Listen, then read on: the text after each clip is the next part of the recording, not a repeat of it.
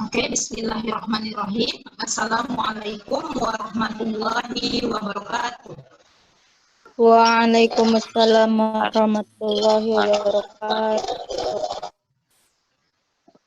Nah, coba saya mau lihat dulu untuk anak-anak kelas 12 seluruhnya yang bergabung ke Zoom ini. Sebelumnya terima kasih. Bisa dibuka dulu videonya, Nak? Ya, biar saya tahu kalian hari ini siap untuk menerima pembelajaran. Iya, sebentar saja. Ya, supaya Umi bisa lihat wajah-wajah kalian. Ya, oke.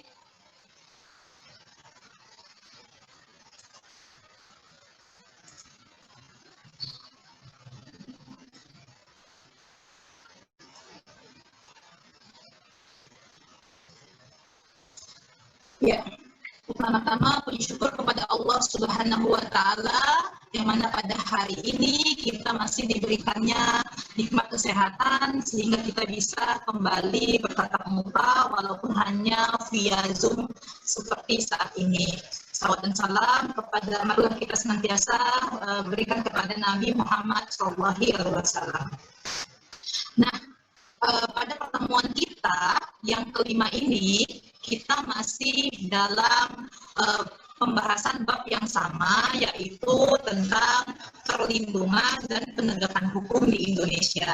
Nah, kalau minggu lalu kita sudah membahas tentang peran lembaga penegak hukum, ya kan, dalam menjamin perdamaian dan keadilan, maka pada pagi hari ini kita akan membahas tentang dinamika pelanggaran hukum.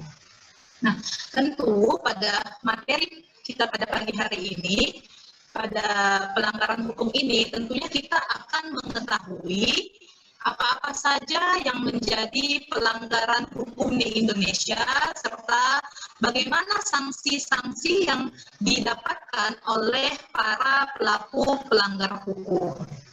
Nah, oke, kita lanjut ya, Nak ya.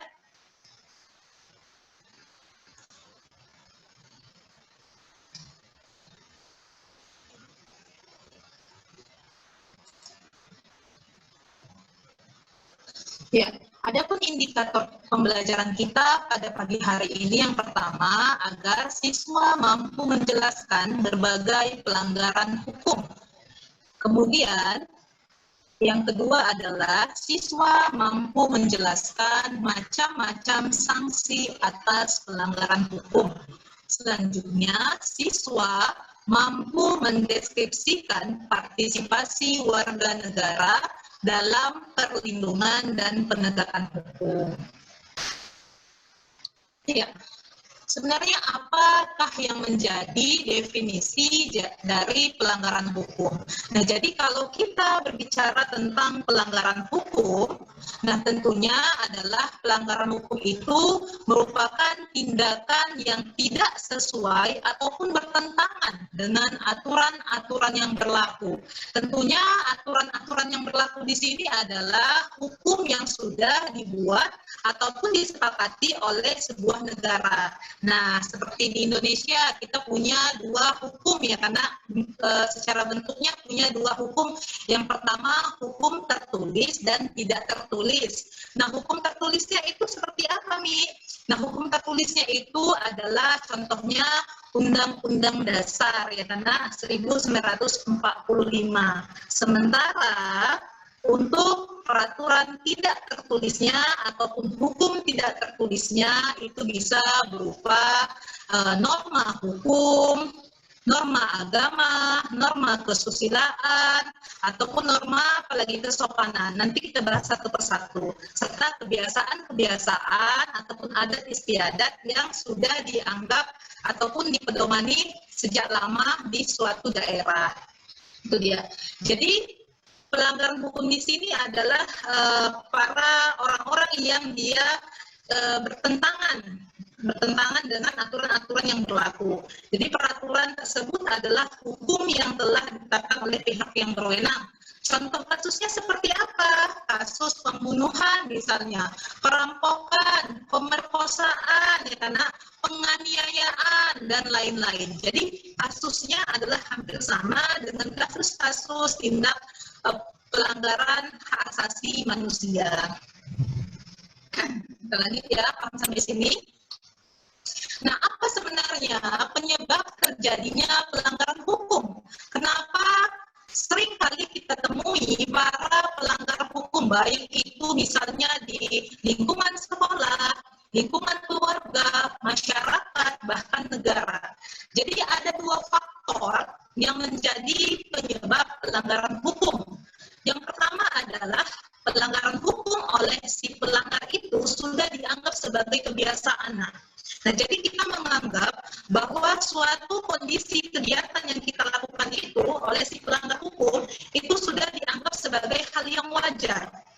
Contoh misalnya dalam hal bernegara, misalnya tidak taat terhadap peraturan berlalu lintas, tidak memakai helm misalnya, atau misalnya bagi anak di bawah 17 tahun yang tidak memiliki SIM, dia bebas berpergian naik kereta ataupun naik sepeda motor. Nah, itu dianggap sebagai hal yang wajar ataupun menjadi kebiasaan. Padahal kita tahu itu adalah suatu perbuatan melanggar hukum, ya kan? Kita sering jumpai ya. Bahkan mungkin kita sendiri dulu pernah ya, Nak ya, tidak punya SIM, tapi kita membawa sepeda motor, ya kan? Bahkan menganggap kalau di tingkat kampung kan nggak ketahuan sama Pak Polisi gitu ya, karena padahal kita tahu itu adalah hal yang salah. Itu contoh sederhananya. Selanjutnya adalah hukum yang berlaku sudah tidak sesuai lagi dengan tuntutan kehidupan. Nah, ini maksudnya seperti apa? Ada yang bisa kasih penjelasan? Ada? Kira-kira seperti apa?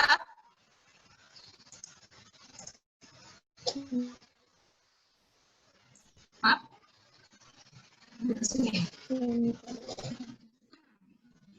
Ya, artinya hukum itu dianggap ya, jadi hukum itu ada masa expirednya dia.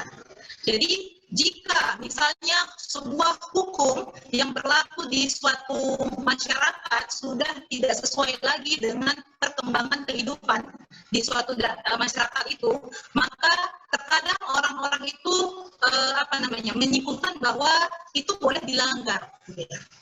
Padahal sebenarnya setiap orang itu harus tahu ya kan, kalau misalnya ada masa expired hukum, tentunya pasti ada pengganti dari hukum ataupun undang-undang tersebut ya kan.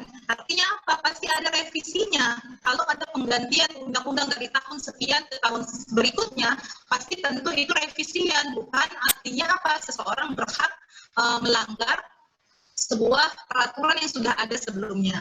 Bisa dipahami ya, kira-kira ya. Oke, lanjut. Nah, contoh pelanggaran hukum.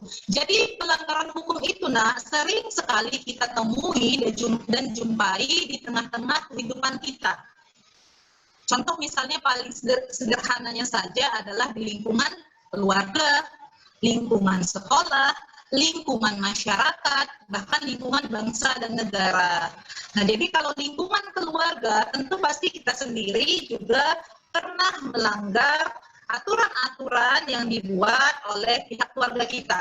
Ya, jadi artinya apa? Setiap orang pernah melakukan pelanggaran hukum, tapi tingkatnya seperti apa? Nah, kalau tingkat bangsa, masyarakat, itu pasti nanti ada apa? Sanksinya lebih berat ya kan, dibandingkan dengan apa? Lingkungan keluarga dan sekolah. Nah, kita lihat lingkungan keluarga. Jadi pelanggaran yang kita lakukan apa misalnya? Tidak menurut pada perintah orang tua misalnya ya, karena itu salah satunya. Pasti kita pernah semuanya melakukannya ya.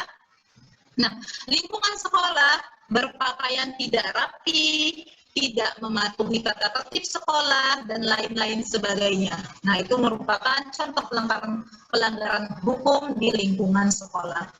Selanjutnya adalah lingkungan masyarakat. Tidak mematuhi tata tertib berlalu lintas. Nah, ini yang contoh sederhananya ya kan. Selanjutnya adalah lingkungan bangsa dan negara. mencuri, merampok, membunuh. Nah, jadi lingkungan masyarakat dan bangsa ini sanksinya lebih tegas, mengikat, memaksa ya, karena dia lebih sanksinya bersifat fisiknya langsung ya kan, yang dirugikan. Nah, ini dia salah satu bentuk contoh-contohnya di tengah keluarga, misalnya tidak mau mematuhi aturan dari orang tua, ibu, ayah, misalnya ya kan. Nah, ini sekolah, mudah-mudahan kita nggak pernah seperti ini ya, Nak ya, sampai manjat-manjat ya, tapi nggak tahu waktu pada di SMP dulu. Nah, di manjat gerbang sekolahnya, berarti tidak disiplin. Sementara untuk pelanggaran bangsa dan negara, nah ini sudah jelas-jelas ya kan, dilarang apa nih mengendarai sepeda motor di sini ya kan, melintasi tapi tetap dilanggar. Ya, itu dia. Nah, masyarakat apa? Ini dia, sangat meresahkan masyarakat. Kegiatan apa nak? Berjudi. Nah, dilihat. Jadi kesemuanya ini adalah contoh kecil dari apa? Pelanggaran hukum di berbagai aspeknya. Tentunya semuanya pasti ada sanksi-sanksi baik secara fisik ataupun non fisiknya. Lanjut. Nah, sanksi terhadap pelanggaran hukum. Jadi kalau berbicara sanksi terhadap pelanggaran hukum, tentunya itu pasti akan merugikan diri kita sendiri serta bisa membahayakan orang lain. Contoh misalnya berkendara tidak taat aturan, tidak memakai helm, tidak lengkap surat-surat izin mengemudinya, ya kan? Itu bisa membahayakan bukan hanya diri pribadi, tetapi juga orang lain. Nah, jadi sanksi pelanggaran hukum itu dia bersifat fisik dan non fisik.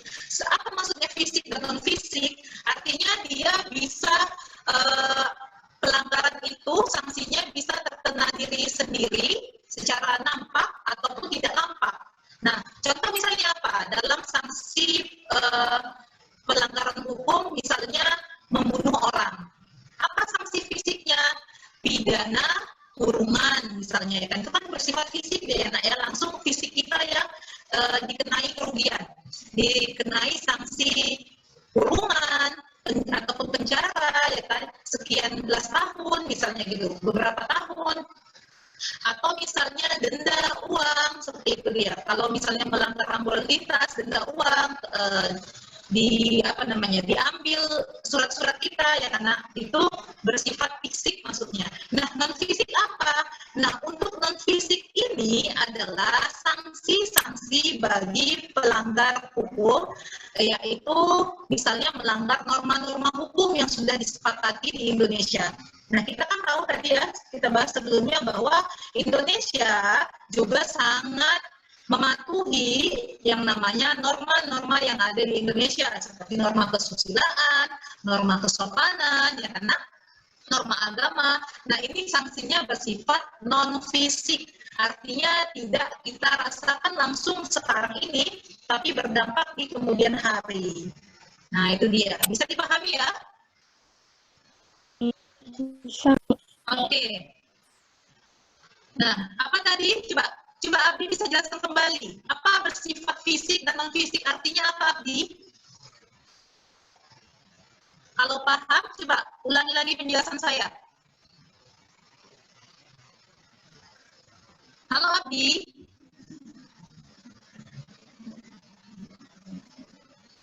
Halo nak. Kemana Abdi nih? Ke kamar mandi? Oke ya. Saya harap jelas semuanya, nanti bisa dibaca ulang di psikologi. Saya update kembali PPT-nya ini. Oke. Lanjut. Nah, ini yang tadi kita bahas tentang norma agama. Ada 4 norma yang pasti dipatuhi bersama oleh masyarakat Indonesia. Yang pertama adalah norma agama. Jadi, norma agama ini merupakan pelanggaran agama berupa melakukan hal-hal yang dilarang dalam agama. Karena norma agama ini adalah aturan yang dibuat oleh Allah SWT yang disampaikan kepada nabinya ataupun rasulnya, ya, yang nantinya harus sampai kepada kita umatnya. Jadi dia sanksinya apa? jika tidak dilakukan, sanksinya itu hanya berupa dosa yang nantinya dipertanggungjawabkan di akhirat. Ya, jadi dia kalau berbicara ketegasan, sanksinya tidak tegas, ya karena tidak tegas di dunia ya, tapi nanti kita pertanggungjawabkan di akhirat. Inilah maksudnya tadi dari non fisiknya, ya, bisa dipahami. Selanjutnya adalah sanksi kesusilaan. Norma kesusilaan. Jadi maksud dari norma kesusilaan ini adalah norma ataupun pelanggaran yang tidak mengikuti hati nurani. Jadi ini dia berasal dari hati nurani manusia itu sendiri. Jadi sanksinya berupa rasa gelisah, bersalah ataupun penyesalan. Jadi ini juga dikategorikan sanksi non fisik ataupun tidak tegas dia, karena hanya dirasakan oleh pemilik si pelanggar itu sendiri yang merasakannya, berupa rasa gelisah, bersalah dan penyesalan. Itu dia. Jadi dipahami ya nak. Selanjutnya adalah norma kesopanan. Jadi norma kesopanan ini adalah pelanggaran yang tidak mematuhi pedoman hidup dalam bermasyarakat, seperti misalnya tidak patuh terhadap orang tua, berkata kasar, gitu dia nak, tidak menghormati orang yang lebih tua. Jadi sanksinya itu adalah berupa pengasingan dari pergaulan hidup. Nah, jadi sanksinya ini juga tidak tegas juga karena dirasakan oleh hanya berupa pengasingan saja, bukan ada denda fisik seperti kurungan, penjara ataupun denda uang misalnya. Nah ini dia. Tapi bagaimanapun norma-norma ini tadi seperti kesopanan, kesusilaan dan agama tetap menjadi norma yang harus dipatuhi di tengah-tengah lingkungan bermasyarakat. Selanjutnya adalah norma hukum. Nah ini adalah norma yang terakhir. Jadi norma hukum ini adalah seperangkat pelanggaran yang tidak mematuhi peraturan perundang-undangan yang berlaku. Jadi barang siapa yang melanggar norma hukum berarti dia tidak mematuhi peraturan perundang-undangan yang berlaku. Nah sanksi yang diberikan tergantung pada jenis pelanggaran yang dilakukannya. Jadi menurut undang-undang, contoh misalnya dia melakukan tindak pidana pembunuhan, maka dikenai pasal 338 KUHP dengan bunyi barang siapa dengan sengaja menghilangkan nyawa orang lain maka didenda kurungan ataupun kurungan selama 15 tahun maksimal, seperti itu dia, atau bisa lebih, kurang lebih bunyi seperti itu pasal 338. Nah ini sanksinya cukup nyatanya, cukup jelas dan tegas gitu dia. Karena apa? Dia langsung memberikan sanksinya itu berupa fisiknya langsung ke kita. Kita didenda kurungan, ya kan, kalau korupsi misalnya didenda uang juga, seperti itu dia. Jadi inilah yang paling tegas ya di antara kesemua norma-norma tersebut. Oke, kita lanjut.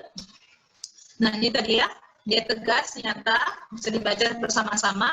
Adanya aturan yang dibuat secara material telah diatur dalam perundang-undangan. Ya. Contohnya ya, 338. Barang siapa sengaja merampas nyawa orang lain, maka diancam karena pembunuhan dengan pidana penjara paling lama 15 tahun. Ya. Nah ini dia, contoh kasus-kasus pelanggaran hukum. Nah ini ada sebuah kasus yang sangat viral, sebenarnya kasus Nenek Minah. Jadi pada 19 November 2009, Nenek Minah ini dihukum oleh Pengadilan Negeri Purwokerto selama 1 bulan 15 hari dengan penjara masa percobaan 3 bulan. Dan dia dinyatakan bersalah karena memetik 3 buah coklat ya kakao di perkebunan milik PT Rumpun Sari Antan di Banyumas. Jadi selama persidangan dengan agenda putusan berlangsung penuh keharuan, bahkan ketua majelis hukumnya juga sangat terharu ketika menjatuhkan vonis ataupun membacakan vonis kepada Nenek Minah ini. Jadi kita kesampingkan dulu rasa simpati kita, empati kita terhadap Nenek Minah ini. Karena bagaimanapun ini sebuah contoh kasus pelanggaran hukum, walaupun kita hanya melihat cuma nenek-nenek gitu ya, memetik buah tiga buah coklat saja kenapa dihukum gitu. Karena bagaimanapun tetap nenek Minah ini salah karena dia memetik buah di perkarangan perkebunan yang bukan haknya ataupun miliknya dia ya. Dan yang kita lihat ini bukan ininya, tapi isi dari sebuah contoh kasus pelanggaran hukumnya, ya. Nenek Mina dan banyak kasus-kasus yang lain, kasus-kasus pembunuhan yang lain di Indonesia ini ya. Nah, jadi partisipasi dalam perlindungan dan penegakan hukum. Oke. Jadi apa kepatuhan hukum? Hukum mengandung arti bahwa seseorang itu memiliki kesadaran hukum. Yang pertama itu apa? Untuk bisa memahami dan menggunakan peraturan perundangan yang berlaku. Selanjutnya, mempertahankan tertib hukum yang ada. Artinya apa? Supaya semua orang itu bisa berjalan sebagaimana mestinya. Tidak ada keributan. Jadi dengan adanya hukum, semua orang bisa berjalan dengan tertib, damai, adil. Menegakkan kepastian hukum, itu ya. Contoh bukti kepatuhan hukum. Jadi tujuannya adalah untuk ketiga ini tadi, poin ini tadi, menjadikan sebuah negara kita menjadi negara yang sejahtera, adil, dan damai. Selanjutnya, nah jadi hukumannya itu berupa ada hukuman pokok, ada hukuman tambahan. Kalau hukuman pokok dia ada pidana mati. Ini bagi kasus-kasus seperti narkoba, ya karena teroris, pidana mati ya. Pidana penjara, ya kan, kasus-kasus seperti pembunuhan, kasus-kasus ringan juga pidana penjara dan kurungan. Nah ini denda bagi misalnya pelanggar lalu lintas. Hukuman tambahannya apa? Pencabutan hak-hak tertentu, perampasan barang tertentu. Misalnya ini kalau korupsi ya kan disita barangnya, asetnya, pengumuman putusan hakimnya. Nah ini jadi semuanya hukuman itu sangat berdampak bagi diri seseorang pelanggar hukum. Nah, ciri-ciri seseorang yang berperilaku sesuai dengan hukum. Jadi, yang mau diharapkan oleh seluruh masyarakat Indonesia, khususnya pemerintah kita adalah seseorang itu bisa berperilaku sesuai dengan hukum yang ada. Jadi, seperti apa? Disenangi oleh masyarakat pada umumnya, tidak menimbulkan kerugian, tidak menyinggung perasaan orang lain, menciptakan keselarasan, ya karena mencerminkan sikap sadar serta mencerminkan kepatuhan terhadap hukum yang ada, ya. Nah ini di tengah-tengah keluarga. Jadi setelah tujuan itu terjadi, gitu kan, terwujud, maka di tengah-tengah keluarga, sekolah, masyarakat, bangsa, dan negara, gitu ya. Ini diharapkan semuanya ini bisa berjalan dengan baik. Ya. Jadi bukan hanya di bangsa dan negara saja, tapi di keluarga juga, ya karena di sekolah juga, walaupun kedua-dua ini sanksinya ini tidak tegas, tetapi seluruh aspek diharapkan bisa semuanya dipatuhi, tidak ada lagi para pelaku pelanggar hukum. Ya. Nah, ini ada kutipan sedikit ya untuk menutup sebelum kita tutup pembelajaran kita pada pagi hari ini. Jadi apa? Kata Hubert Humphrey, Wakil Presiden Amerika Serikat ke-38. Katanya tidak cukup penjara, tidak cukup polisi, dan tidak cukup pengadilan untuk menegakkan hukum bila tidak didukung oleh rakyatnya. Nah, itu kata si Hubert. Terima kasih untuk pembelajaran kita pada pagi hari ini. Semoga apa yang saya sampaikan bisa bermanfaat untuk kita semua. Sekali lagi, tetap semangat nak, tetap jaga kondisi kesehatannya, hindari hal-hal yang membuat ataupun menjadi penyebab terjadinya apapun kerusakan pelanggaran hukum. Jadi kesehatan kalian. Saya akhiri dengan Assalamualaikum warahmatullahi wabarakatuh. Waalaikumsalam warahmatullahi wabarakatuh. Terima kasih. Ya. Oke, sama-sama. Bisa dibaca lagi nanti ya di psikologi ya, Nak ya. Oke, Umi.